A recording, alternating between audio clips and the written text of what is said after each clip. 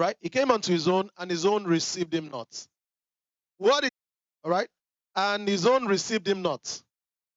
So if John is talking about Jewish people, it means he's written from the Old Testament. Are you with me? So all these things that John is writing, he got it from the Old Testament. But unlike the others, when others were writing, they were writing about Zechariah and Elizabeth and how Herod wanted to kill the baby and all of that.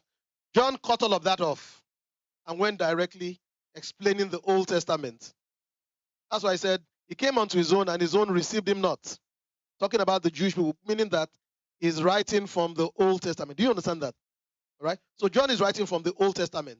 So when he says, listen to this, when he says the Logos of God, when he calls Jesus, listen carefully everyone, when he calls Jesus the Logos of God, or the logic, or the reason, this is what it means. It means therefore that since John is writing from the Old Testament, that John is saying Jesus is the logic of scriptures. Jesus is a reason for the scriptures. Right? Meaning, look at verse 14. When you go to verse 14, right?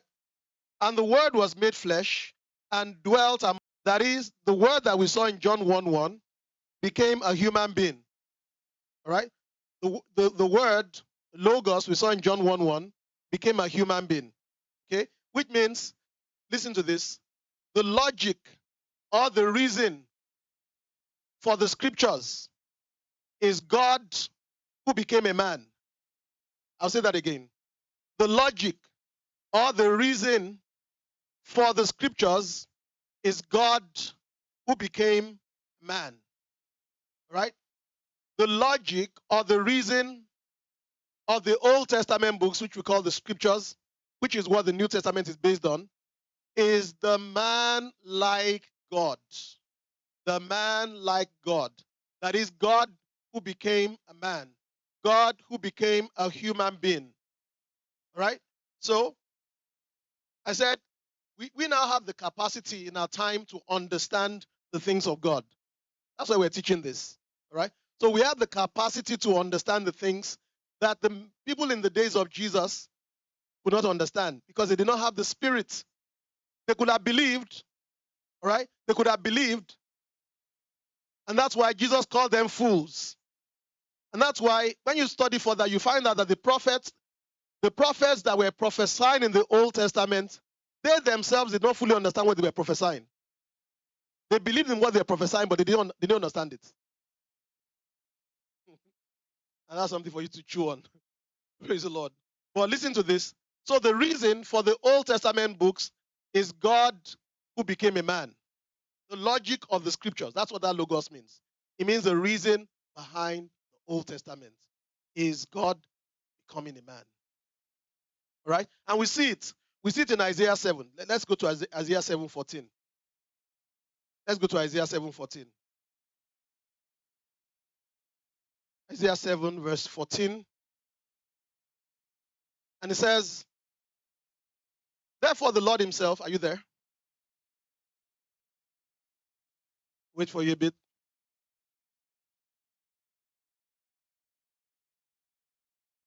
Don't forget, the reason for the scriptures is God who became a man. The logic of the scriptures is God who became a man. 100% God, 100% man. This is the crux of Christianity, really. All right? Or let me put it this way. This is what culminated in the crux of ministry, of Christianity. This is what culminated. You've got to understand it. Isaiah 7:14. And it says, therefore the Lord himself shall give you a sign. Behold, a virgin shall conceive and bear a son, and shall call his name Emmanuel. All right? Emmanuel does not mean the name of Jesus. Jesus is not Emmanuel. Emmanuel is just a description of Jesus. Emmanuel implies God among men. All right? God among men. The appearance of God, what is called the hypostatic union. God among men is what Emmanuel means. Doesn't mean that his name is Emmanuel. That's why nobody called Jesus Emmanuel in the Gospels. Nobody.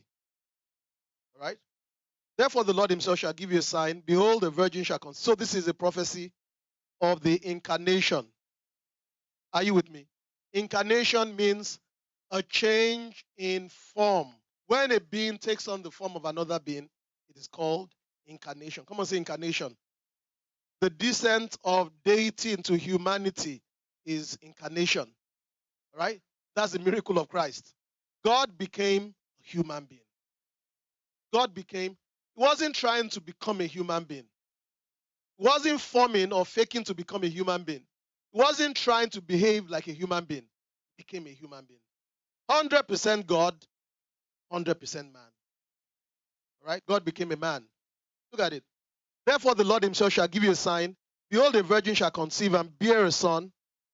Right? Called him a son, which means he's human. He's human, completely human. A son, and shall call his name Emmanuel. All right? 9:6, Isaiah 9:6, the same book of Isaiah, 9 verse 6. So you see deity in humanity as you read the scriptures. For unto us a child is born, unto us a son is given. The government shall be upon his shoulder, and his name shall be called Wonderful, Counselor, the Mighty God, the Everlasting Father, the Prince of Peace. Right? Unto us a child is born. Now, some people don't misunderstand this. They think there's a difference between son and child. Are you reading? Unto us a child is born. Unto us a son is given. Now, you can bring all kinds of revs from this. No rev. Some big rev. You may be born as a child. You've got to grow up to be a son. No. Because there's a child is born, but a son is given. So you better become a son. No, that's not what he's saying. The child is the son. All right? The child describes the process of his birth. The son describes his position. He's the same person. So Jesus is the son. Jesus is the child. Child refers to birth. Son refers to his position. For unto us a child is born. Unto us a son is given. The government shall be upon his shoulder. All right? He's already talking about the authority that Jesus will have in his kingdom. All right? Which will be in his resurrection. That's why it says the government shall be upon his shoulder, and his name shall be called Wonderful, Counselor, the Mighty God. Why does he call him Mighty God? Because he's God, because he's deity. He's talking about his deity. When he calls him son, he's talking about his humanity. All right? When he calls him child, he's talking about his process of descent into humanity. You understand that? All right? Unto us a child is born, unto us a son is given, government shall be upon his shoulder, his name shall be called Wonderful Counselor, the Mighty God, deity, the Everlasting Father, deity, and it says the Prince of Peace. Of the increase of his government and his speech there shall be no end upon the throne of David. Why does he say upon the throne of David? Huh? Why does he call it the throne of David? It's humanity, because it's the seed of David. It's called the seed of David. And upon his kingdom to order it and establish it with judgment and with justice, and henceforth, even forever. And it says the zeal of the Lord of hosts will perform this. So that's prophecy about his incarnation, the descent of deity into humanity. We also see it in Micah chapter 5, verse 2. Micah 5, verse 2. Micah 5 and verse 2. And it says, But thou, Bethlehem, Ephrathah, though thou be little, among the thousands of Judah, yet out of thee shall he come forth unto me, that is to be ruler in Israel, whose goings forth have been of old, from everlasting. Look at that. That's a prophecy of Christ. Look at it. Though thou be little among the thousands of Judah, yet out of thee shall he come forth unto me, that is to be ruler of Israel. That's Jesus. Are you reading? Whose goings forth have been of old, from everlasting. What do you think everlasting will imply? Huh? Everlasting. What does it imply? That would be deity again. If it's everlasting, it has to be deity. Huh? Deity is everlasting, right? Are you with me? All right. So again, That's another prophecy of the descent of deity into humanity. Back to John 1. Back to John chapter 1. So in the beginning was the Logos. The Logos was with God. The Logos was God himself. The same was in the beginning with God. All things were made by him. When it says all things were made by him, what does that mean? That again is deity. Huh? All things were made by him, meaning he is God. All things were made by him, and without him was not anything made that was made.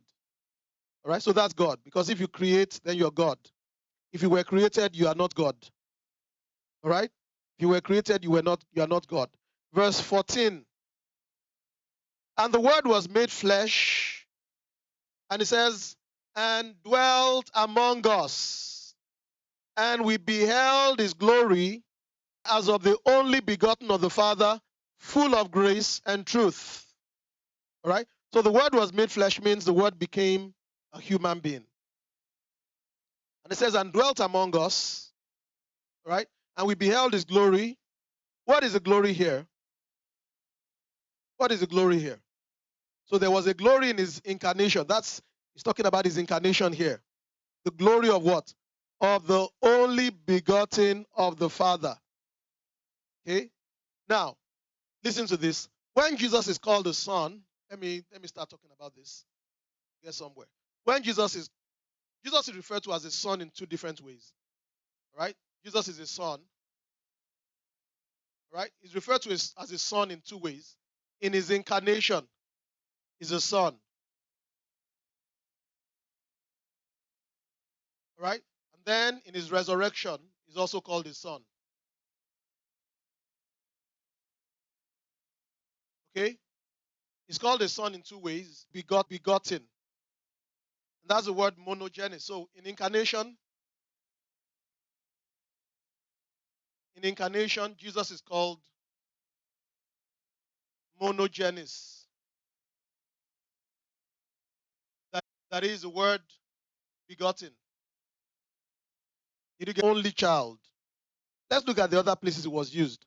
Word is used in John 1:18, John 3:16, John 3:18. Let's quickly read them. John 1:16, John 1:14, we've seen it there, right? The only begotten of the Father.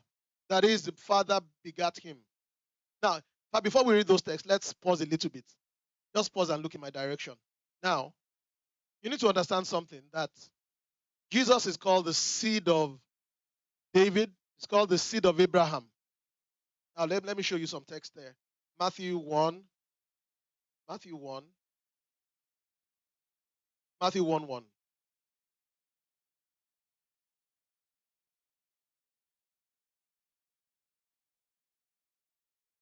Are you there?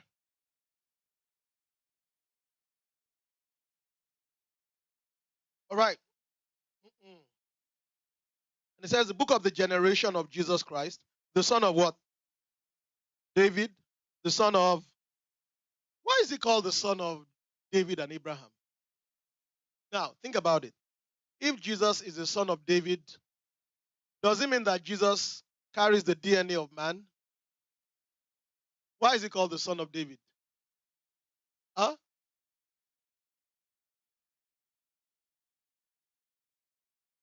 It's humanity, but does his humanity mean that he carries the genes of David or the genes of Abraham or the genes of Mary?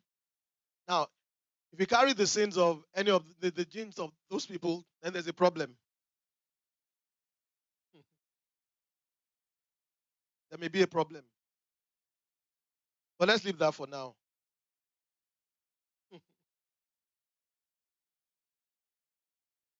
All right? Even though there's a lot of technical things there. Let me not even drag into that story.